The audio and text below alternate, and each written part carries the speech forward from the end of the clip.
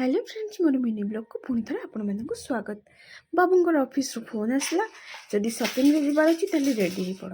तो आम आउ डेरी नक माँ पु पूरा बाहर पड़लु आवा आज शॉपिंग रे आउ।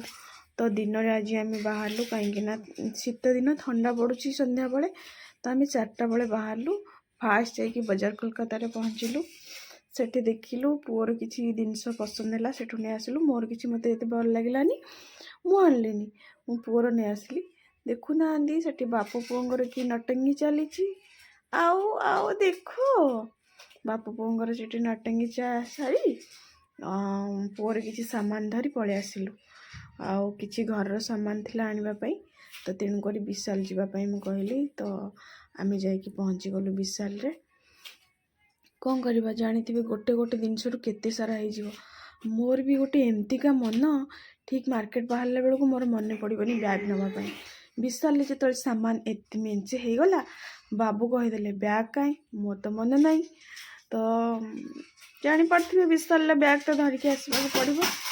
तो सेठी जाकरी पुअर खेलना ड्रेस मोर सब धरिकी देखुना केते सारा धरिकी आसी सब धरिकी चली आसिलु। आठी आनंद केमती ड्रेस गुड़ा सब टेस्ट कर देख भल देखा जदि आपण मैंने मो वीडियो भल लगे।